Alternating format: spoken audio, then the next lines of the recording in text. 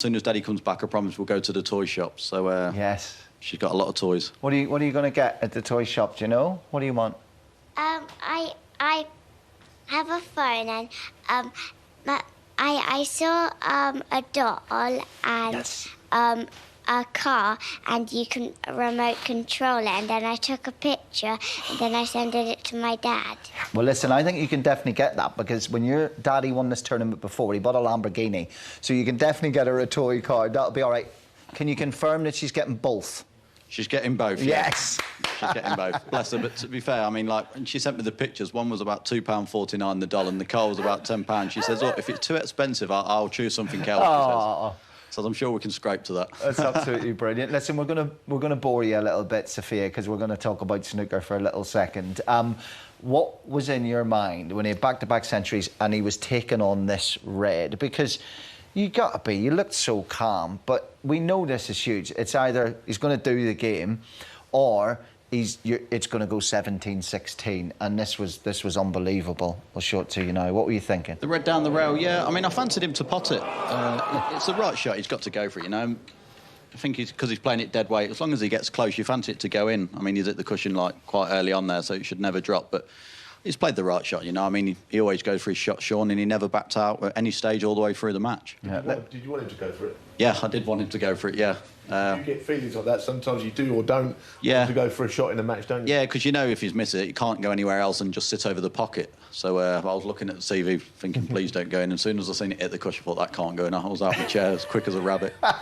And then it was quite eventful, actually, you clearing up to win this baby that's back with you for a fourth time. Let's just go through this, because even though you look at it any other frame, you're going, this is all good. But, I mean, that was your second or third time down in that brown, wasn't it? Yeah, I mean, I played the green, and I'm thinking if I just drop the green in to land this side, I'll probably land, when it bounces, I'll land on the bulk line, and it's probably too much of a cut. So I've come back across. But when I've topped the brown, I didn't think it was going to arc. I just thought it was just going to come down nice, and then where it's landed horrible there. These are beautiful shots under pressure, Mark. Yeah, I mean, I've cut it in the middle because it takes a little bit of pressure off, because even if I play it in the bottom, I've still got a long pink afterwards, so you're basically playing two big shots rather than just one if you cut the blue in. What was the noise when you went down on the black here? No, it wasn't that. I was playing the black, and just as I'm about to play it, in the walkway where we go out to go to the toilet, like, all cameramans just, like, ran and, like, trying to get a picture just as I'm on my backswing. No. I've had to get back up and then, like, tell them to come out the way, and then they've hid round the corner, but they was, like, sort of darting around the corner trying to get a picture, and I'm thinking that's the last thing I need. I mean, I know you shouldn't miss the black, but for the world title there's a lot of pressure. But, yeah, thanks to Leah, I managed to pot it and hold myself together. A beautiful, beautiful moment. Listen, I have two experts here that I just want them to talk about. I called you a demolition man up until the final, because what you did in some of the rounds leading into the final was just sensational. Jimmy, a thought? Yeah, we said from the start, you know, he played the best in the tournament. Mark Allen threw everything he could against him. It was quite a dodgy first round, but I think personally, you've been back since last year. Since you lost to O'Sullivan in that match, you could have quite easily won. You get on that last red last year, you probably do clear up. And you've played different type of snooker all year. You've won the European Masters, but you've been very positive on your shot and a lot quicker. And that's why I think you won this World Championship this year. Yeah, I mean, I've tried to be, Jim, throughout the year. I mean, I've still, like, had little bits of doubt here and there. Sometimes I have a few matches where I'll play to a good tempo, and then other matches I sort of go back into my shell a little bit, and it's just managing to try and do it all the while. I've not been used to doing it, like I say, before I was with Chris Emery, but getting him on board, he's telling me, look, when you're in the balls, if they're on, just, like, pick up your tempo and just get on with it. What about when you lost in that match to Ronnie? There was some from some quarters there was a suggestion you wouldn't ever recover from that.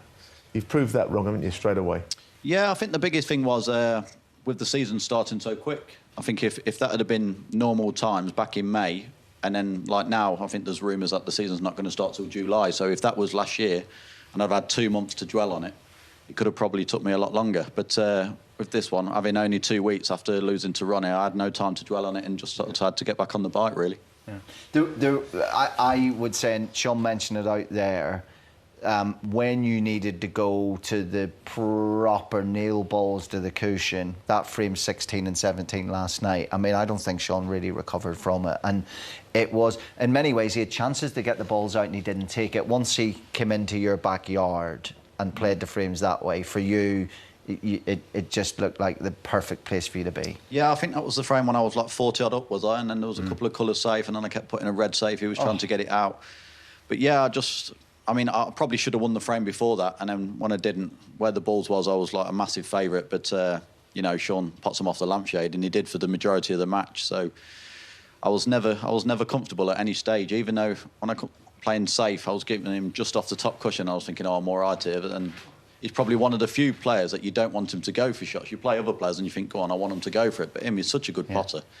Listen, a couple more things we'll let you go, because I can see Sophia's thinking, come on, let me go and have some fun here. Let me go get a glass of Coke and some crisps. So don't worry, we'll get you away very shortly.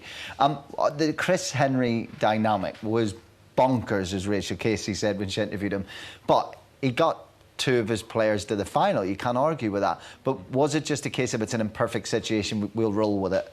Yeah, it's incredible. I mean, I couldn't do the job he done with working with both players in the final, because, I mean, he was coming into my dressing room after I'd probably won a mini session 3-1, and he's coming in and giving me the fist pump. That's the way, mate. Obviously, that was better. Like, you're picking up the tempo and all that. And I'm thinking, well, what's he saying to Sean? You know what I mean? He can't be going in and giving him negative comment. He's probably going into Sean saying, come on, mate, head up, dig in and stuff. So You've got him now. Yeah, I mean, it's tough for him, but, you know, I mean, he was always going to win whichever way it went. He said to me, look, whoever wins, doesn't matter to him. He just wants it to be a good game and let the best man win. Yeah, and just want to ask you about the history of snooker. I think this is really, really important. We talk a lot about the class of 92, and Ronnie's up there with 6 world titles. Mark Selby from Leicester has now won more world titles than Mark Williams. He's now won the same amount of world titles as John Higgins. You're up with the gods, my friend. Yeah, incredible. As I said out there, to win it for the first time was unbelievable. Something you only dream of as a young lad, to try and become world champion. But to win it 4 times, and when you mention somebody like John Higgins, one of the all-time greats of our game, to be in the same bracket as him, as far as world titles go, is unbelievable, really. Yeah, and so what does this do for you now, heading into the off-season?